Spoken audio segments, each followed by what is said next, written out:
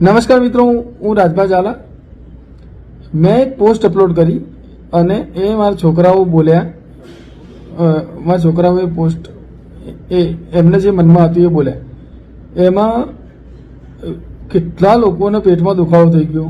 તો કોને કેમ થવું જોઈએ? મેં કોઈનું નામ તો બોલ્યો નહીં. હું કોઈનું નામ બોલ્યો નહીં કે ભાઈ કોના માટે મેં પોસ્ટ અપલોડ કરી ખાતે. હું કોઈનું નામ બોલ્યો નહીં, મારા છોકરાઓ બી નામ બોલ્યા નહીં. ખાલી છોકરાઓ એટલું કીધું કે ભાઈ મમ્મી આમ નથી.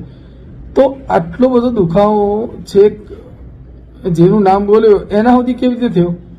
અને થયો તો હું ક્ષત્રિય સમાજને કહું છું કે આટલો બધો દુખાવો ત્યાં પહોંચ્યો તો તમને લોકોને તકલીફ નહીં થતી? તમે લોકો જુઓ કે મેં પોસ્ટ શું અપલોડ કરી, મેં કશું કોઈના વિશે ખરાબ બોલ્યું નહીં. તો એ લોકો મને ધમકીઓ આપે છે કે 25 ગાડીઓ પડી છે ને ઉઠાવી લઈશું, મારી નાખશું. અરે પણ મેં શું કીધું? મેં કશું જ કીધું નહીં. મેં ખાલી છોકરાઓ જે મનમાં હતું, છોકરાઓની ઈચ્છા હતી, એ છોકરાઓ એટલું બોલ્યા. તો મેં કોઈનું નામ તો દીધું નહીં. તો કોઈને દુખાવો કેમ થાય? મેં ખાલી એટલું કીધું. એમાં તો પાછી સ્ટોરીમાં મારા મેરેજના સર્ટિફિકેટ ને હા તેના બધું અપલોડ કરી દીધું. તો મેં તો કોઈનું નામ લીધું નહીં. મેં તો એટલું જ કીધું. મારા છોકરાઓ બોલ્યા. હું તો બોલવું હોત તો મારે 3 વર્ષથી હું હેરાન થવું. 3 વર્ષથી હું બધું ચલાવવું. 3 વર્ષથી હું કશું બોલતો નહીં. મારે બોલવું હોત તો હું હેરાન ના બોલત. તો આ કોને તકલીફ થાય? ભુવન નામ લીધું હતું. કયા ભુવન તકલીફ થઈ કે એને આટલી બધી? મને કે 25 ગાડીઓ આવીને ઊભી અને તને ઉઠાવી લેવાનો. એટલે ક્ષત્રિય સમાજને કહું કે આ જ વ્યવસ્થા આપણી. તમે લોકો જુઓ, આટલી હદે મારો પરિવાર દોડીને મારા ઘરથી મારું બધું ઘરને ફના કરી અને મારા 2 છોકરાઓ રખડતા કરી અને આટલી દાદાગીરી કરે કે તને ઉઠાવી લઈએ, 25 ગાડીઓ આવીને પડી, તારા ઘેર આવી જશે અને તને ઉઠાવી લઈશું. એટલે પણ શું? મેં શું ખરાબ કર્યું? મારા છોકરાઓનો શું ગુનો? મારા છોકરાએ શું કર્યું કે મારા છોકરાઓ એટલું બોલ્યા કે મારા પપ્પા હેરાન થઈ રહ્યા અને આ વસ્તુ થઈ. તો એ વસ્તુ થઈ છે એટલે કીધું, બરાબર? આગળ હવે હે ને મેં મારી આઈડીમાં પોસ્ટ નહોતું કર્યું. મને તો આ બધું ગમતું જ નહીં. મેં તો ડિરેક્ટ મારી દીધું હતું. મેં કીધું આ બધું માન નહીં કરવું.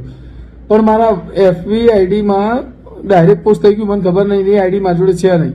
પણ હું એમ કહું છું કે આટલી બધી દાદાગીરી કરી જાય તો ક્ષત્રિય સમાજ કે ગયો? જુઓ, તમે જો એ લોકોની દાદાગીરી જુઓ. મને કે 25 ગાડીઓ તારા ઘર આગળ આવીને ઊભી કરી દઉં અને તને ઉઠાવી લેવાનો. એટલે આટલી બધી દાદાગીરી કરી જાય. અને એ બી મારા ઘરમાં બેસીને મારા ઘરમાં 10 વખત ખાધું પીધું, મારા ઘરમાં નાયો ધોયો, મારા ઘરમાં બેહીન એના ઘરમાં બેહીન બધું જોઈ લીધું અને પછી એ આ કરે અને તોય માં સહન કરવાનું. હું છેલ્લા 2-3 વર્ષથી આ બધું સહન કરી રહ્યો. હું કશું બોલતો નહીં કેમ કે હું મારા છોકરાઓ માટે ચૂપ હતો. પણ મારા છોકરાઓ જ બોલી દીધું, મારા છોકરાઓ જ કહી દીધું. એટલે હું ચૂપ નહીં રહું. અત્યારે હું બહાર છું, મારે બહાર બોલવું પડે કેમ કે આ લોકો લુખ્ખાઓ હોય અને એ લોકો લુખ્ખા પ્રજાતિના હોય. એટલે એ લોકો એમની જાત બતાવશે. મારા ઘરના ને મારા ફેમિલીને કોઈ તકલીફ પડી ને તો એ બધાની જવાબદાર આ લોકો હશે. એટલું તમે લોકો યાદ રાખજો. હવે રોજ એક કલાકમાં એક પોસ્ટ આવશે, બરાબર? મારા ઘરનાને કોઈ તકલીફ ના પડવી જોઈએ, નહીં તો બધી જવાબદારી આ લોકોની રહેશે. એટલું યાદ રાખજો. ક્ષત્રિય સમાજને કહું અને ભરવાડ સમાજને કહું. ભરવાડ સમાજને, અરે તમે એટલું નીચ કામ કર્યું ને કે ભરવાડ સમાજને નીચું ગાળવું પડે. ભરવાડ સમાજ આવો ના હોય. ભરવાડ સમાજ બેન દીકરીની ઇજ્જત કરવાનો સમાજ. આવી રીતે ભરવાડ સમાજને કહું, તમે લોકો બી અવાજ ઉઠાવો. આવી રીતે આ નીચ નાલાયક નરાધમો પોતાની મરજી ફાવે એમ કરે અને તમે લોકો જોઈ રહો. દરેકને કહું, મને કશું હું તો મરવા જ બેઠો. હું મરી જાઉં ને તો મને કોઈ ફરક નહીં પડતો. મારા ફેમિલીને કોઈ તકલીફ ના પડવી જોઈએ. હું ક્ષત્રિય સમાજને જવાબદારી આપું, ભરવાડ સમાજને જવાબદારી આપું. તમે લોકો જોઈ લેજો. આ નરાધમ પોપટ જેવો ભૂવો મારા ઘરની બરબાદી કરવા બેઠો.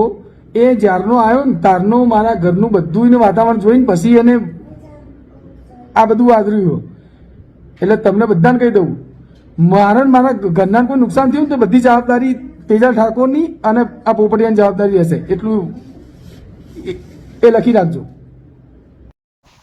નમસ્કાર મિત્રો, તમે હાલમાં જોઈ રહ્યા છો કે સોશિયલ મીડિયામાં તેજલ ઠાકોર અને રાજભા ઝાલોનો એક વિડીયો વાયરલ થઈ રહ્યો છે અને તેમને મિત્રો એક ફેમિલી પ્રોબ્લેમ આવી ગઈ છે. અને તમે આ વિડીયોમાં આગળ જોયું તે પ્રમાણે જ મિત્રો રાજભા તેમની આખી વાત જણાવે છે અને જે તેમને અત્યારે સહન કર્યું અને જોયું તે એમને આ વિડીયોમાં બધું જ કહી દીધું છે મિત્રો, બરાબર. તો હવે તમારે એ જણાવવાનું છે કમેન્ટમાં કે હવે આમાંથી શું સાચો નિર્ણય લઈ શકાય. અને તેમને ઠાકોર સમાજને અને ભરવાડ સમાજને પણ અપીલ કરી છે, સપોર્ટ માગ્યો છે, બરાબર.